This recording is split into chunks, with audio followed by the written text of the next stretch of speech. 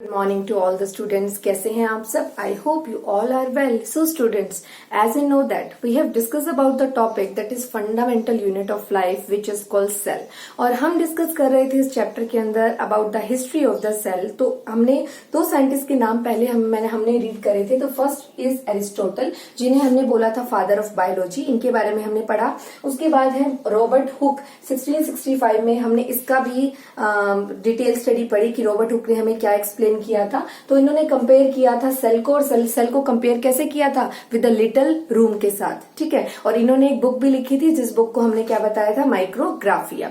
उस बुक को पढ़ने के बाद काफी साइंटिस्ट ने धीरे धीरे उस बुक से नॉलेज ली और उनको पता लगा कि yes, living beings are made up of cell. तो धीरे धीरे करके स्टडी स्टार्ट हुई related to cell. So other scientist थे कौन? Anton van Leeuwenhoek. तो इन्होंने क्या बताया? एंटोन वॉन लियोनहॉक ने हमें एक्सप्लेन किया he observe the living cells in the bacteria.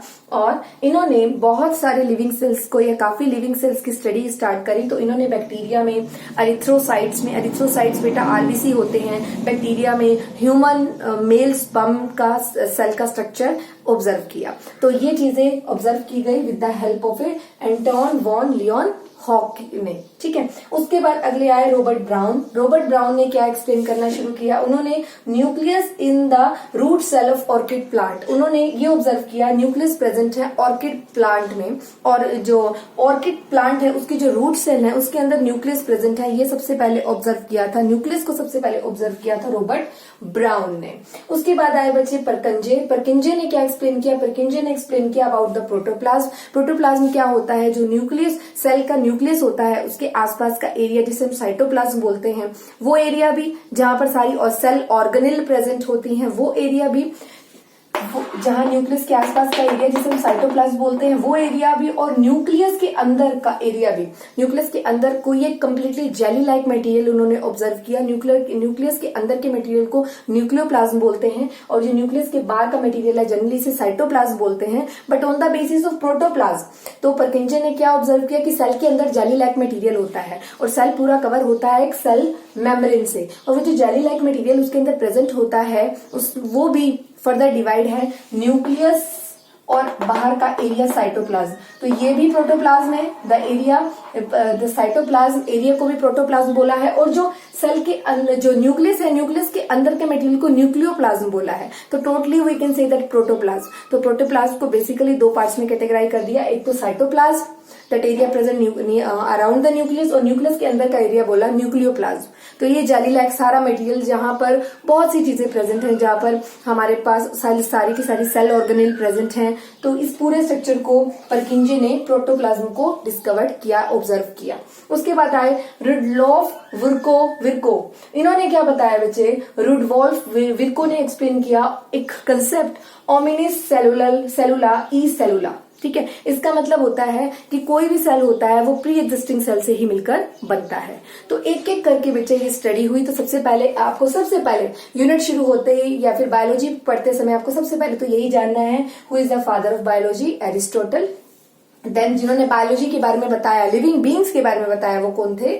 वो थे हमारे जिन्होंने लिविंग सेल्स के बारे में बताया वो थे एरिस्टोटल. देन आए रॉबर्ट हुक. उन्होंने सेल को कंपेयर किया, सेल के स्ट्रक्चर को कंपेयर किया with the little room with the help of their self design microscope and the write a book, and he written the book name is the Micrographia.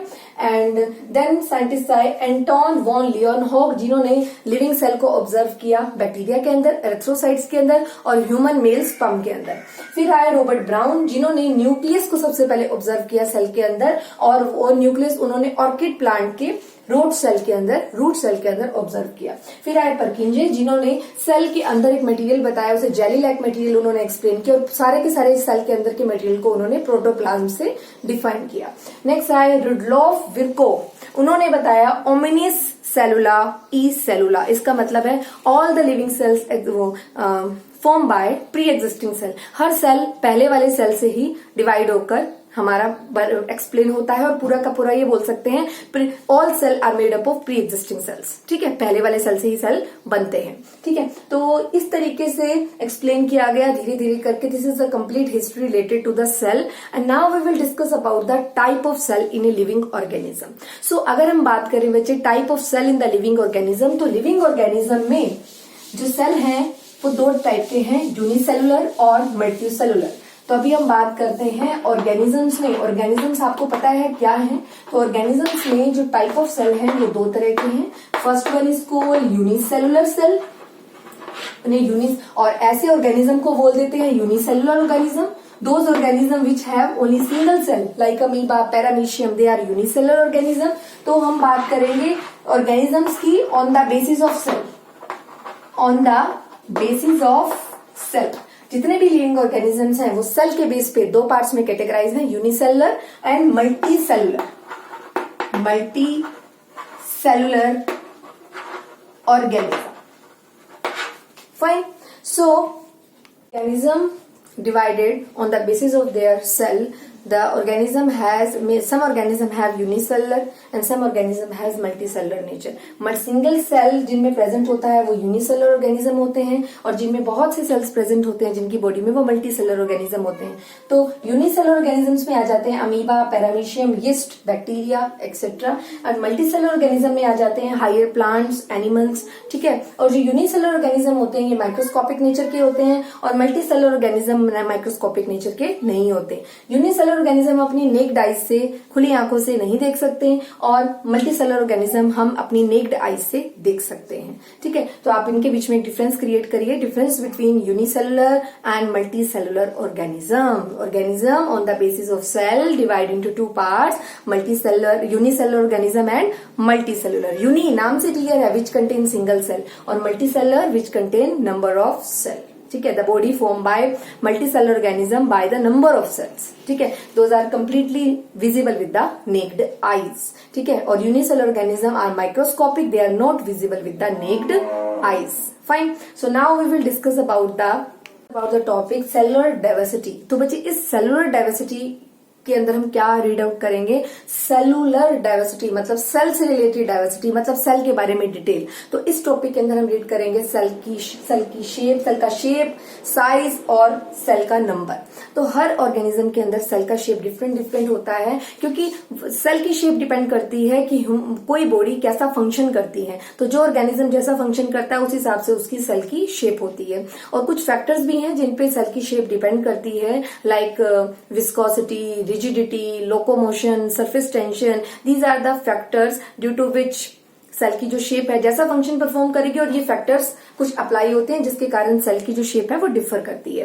तो cell की जो shape है वो flat हो सकती है, क्यूबॉइडल हो सकती है, पॉलीगोनल हो सकती है, राउंडेड हो सकती है, ओवल शेप हो सकती है, लॉन्ग थ्रेड लाइक हो सकती है। तो जैसा सेल फंक्शन परफॉर्म करते हैं वैसे सेल की क्या होती है? शेप। हर सेल का, बॉडी के अंदर हम बात करें या अलग ऑर्गेनिजम्स में बात करें, सेल का फंक्शन डिफरेंट है। जैसे सेल का फंक्शन होगा वैसे उसी तरह से सेल की क्या होगी? शेप होगी, ठीक है। और जैसा वो फंक्शन परफॉर्म करेंगे, जैसे वो लोकोमोशन में है तो सेल का जो स्ट्रक्चर है वो डिफरेंट होगा, सेल की शेप डिफरेंट होगी। तो आपको ये पता होना चाहिए जो सेल की शेप है वो डिपेंड करती है उनके फंक्शन पे कि which type of function cell performed, ठीक है। So next is cell size. Cell का साइज बेटा डिफरेंट होता है हर ऑर्गेनिज्म के अंदर। जैसे अगर मैं स्मॉलेस्ट सेल की बात करूं तो वो है हमारा PPLO, ठीक है। दिस इज प्लूरोनिमोनियम लाइक ऑर्गेनिजम्स, जिसमें आ जाते हैं माइकोप्लाज्मम, इनका साइज 0.1 माइक्रोमीटर के नियर अबाउट होता है। उसके बाद लार्जेस्ट एनिमल सेल की बात करूं वो है ऑस्ट्रिच का एग, जिसका प्रेजेंटेशन मैंने आपको भी यहाँ पर लिखा है 170x1350। उसके बाद है प्लांट सेल जो है उसमें सबसे बड़ा सेल है हमारा ग्रीन अलगा का। इसी तरह से ह्यूमन बॉडी है, उसका जो सेल है उसका डायमीटर लगभग है 20 माइक्रोमीटर से 30 माइक्रोमीटर। तो in the basis of the different organism cell size is also differ, fine. Next आ जाता है cell number. Yes, definitely cell का नंबर भी अलग अलग ऑर्गेनिज्म के हिसाब से सेल का नंबर भी डिफर करता है। अगर एक न्यू बॉर्न बेबी है उसमें सेल का नंबर अलग है। अगर एक जो ऐसी बॉडी है जिसकी ग्रोथ हो चुकी है कंप्लीट, उसका सेल नंबर क्या होगा, कितने नंबर ऑफ सेल उसमें बॉडी में प्रेजेंट है वो अलग अलग होगा। तो सेल का नंबर भी डिपेंड करता है, और डिपेंड करता है growth and maintenance of human body पर, ठीक है। तो अभी आपने पढ़ा अबाउट द सेलुलर डाइवर्सिटी, और on the basis of cellular diversity हमने सेल को 3 कैटेगरी में डिवाइड कर दिया है, cell shape, cell size and cell number. Now we will study about the prokaryotic cells and eukaryotic cells. Discuss about the prokaryotic cells and eukaryotic cell. Pro means primitive and karyon means nucleus, primitive nucleus, and eukaryotic में eu means true and karyotic means karyon, karyon means nucleus. True nucleus are called eukaryotics and the primitive nucleus which have they are called prokaryotics. ठीक है, तो prokaryotic and eukaryotic sales कौन कौन से होते हैं बच्चे, ध्यान से देखिएगा. प्रोकैरियोटिक सेल्स जो होते हैं वो बहुत स्मॉल होते हैं, उनका साइज 1 से लेकर 10 माइक्रोमीटर तक होता है. यूकैरियोटिक सेल्स का साइज काफी बड़ा होता है, वो 5 से लेकर 100 माइक्रोमीटर तक का होता है. इनका ये जो प्रोकैरियोटिक सेल्स होते हैं जिन्हें हम प्रिमिटिव न्यूक्लियस वाले सेल कहते हैं, इसका मतलब होता है उनकी जो न्यूक्लियस होता है वो पूरी तरह से हम रिप्रेजेंट नहीं कर सकते, पूरी तरह से उसको ऑब्जर्व नहीं कर सकते. उस न्यूक्लियस के ऊपर एक सराउंडेड मेम्ब्रेन, जो न्यूक्लियर मेम्ब्रेन होती है वो पूरी तरीके से प्रेजेंट नहीं होती. और इसमें जो यूकैरियोटिक के अंदर न्यूक्लियर जो रीजन है वो कंप्लीटली सराउंड होता है न्यूक्लियर मेम्ब्रेन से.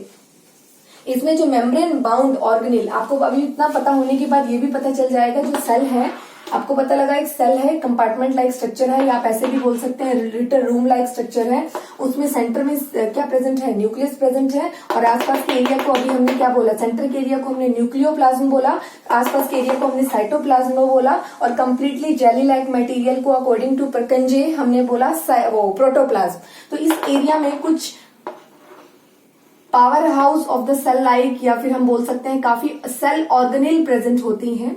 सेल ऑर्गेनेल जिनसे ह्यूमन बॉडी वर्क करती है अपने प्रॉपर, तो जैसे माइटोकॉन्ड्रिया, प्लाज्मिड, गोल्गी अपरेटस, वो यहाँ पे प्रेजेंट होती है सेल ऑर्गेनेल. तो प्रोकैरियोटिक सेल्स के अंदर इस तरह की मेम्ब्रेन बाउंड ऑर्गेनेल जो साइटोप्लाज्म के रीजन में प्रेजेंट होती हैं वो एब्सेंट होती हैं. और यूकैरियोटिक्स के अंदर न्यूक्लियस के अराउंड सेल ऑर्गेनेल्स प्रेजेंट होती हैं.